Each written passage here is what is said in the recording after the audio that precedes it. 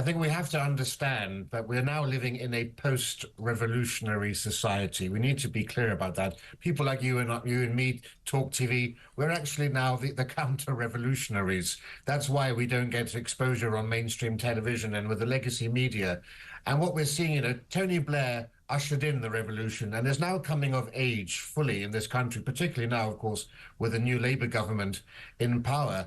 And at its roots, this is fundamentally Marxist. It's cultural Marxism. You get different types of Marxism. You have traditional Marxism, which is all about the proletariat and the bourgeoisie, but this is about whiteness, and it's attacking whiteness, which is one of the fundamental aspects of Western civilization.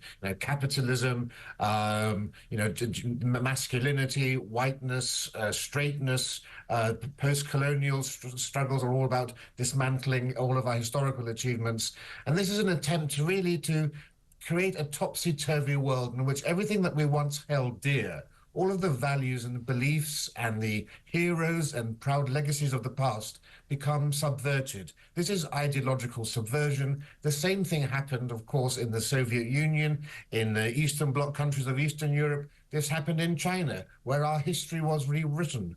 They were demoralized. They were told essentially that they had no reason to be proud of their past, because the best way to demoralize a people, the best way to destabilize them, is to sever the link that connects them to their sense of national identity. And that's what we see here. And instead of that, what we're seeing new myths created, that Britain is the land of diversity, diversity built Britain. You have Sadiq Khan in London saying that immigrants built London, a great slur on all those generations of Londoners and British people who built St. Paul's Cathedral and, all the other great, the Tower of London and so forth. So that's what's at play here. So, of course, it's a very silly story on the surface, but deep down, this is extremely sinister because it goes to the very heart of who we are as a people by trying to undermine everything that we held dear. For example, Nelson has been completely denigrated and attacked here by the Welsh on the basis of one single letter he was alleged to have written in support of slavery to a friend of his in Jamaica.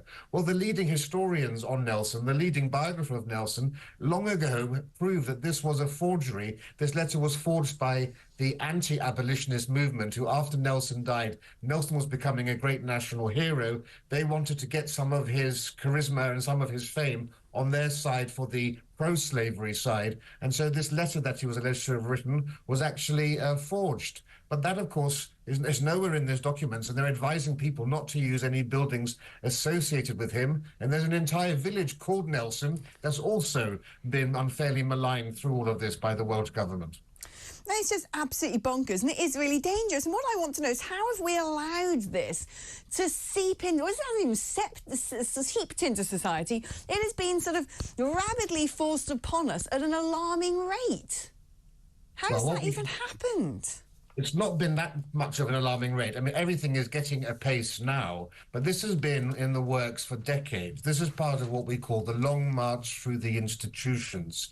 After the fall of the Soviet Union, after the Russian Revolution, so the communists in the West wondered, why didn't this sort of thing happen in Britain, which was supposed to be an industrialized country? That's where these things were supposed to happen. And they realized, actually, that the working classes weren't naturally communist. They actually were small c patriots, people like the ones that voted for Boris Johnson in the Red War.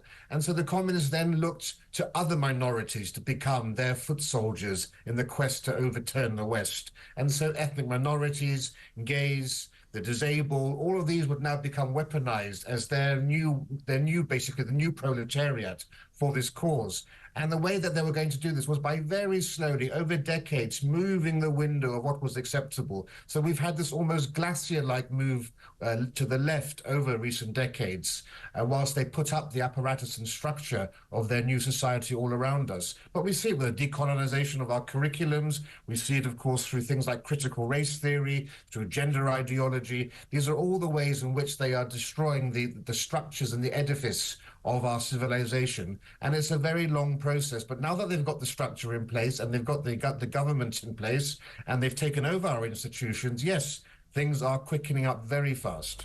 Oh, they are going great guns, aren't they? And I mean, look, I always said that, you know, if you were going to take God out of the equation, you better have something good to replace him with. And it turns out it's all these neo-religions that, frankly, are wreaking havoc, are tearing apart our cultural fabric and the glue that binds us together. Rafe, is fantastic having you on the programme. Let's get you back on soon to cheer us all up with the dystopian nature of our post-revolutionary Marxist society. He's a great man. He's from the New Culture Forum. Well, listen.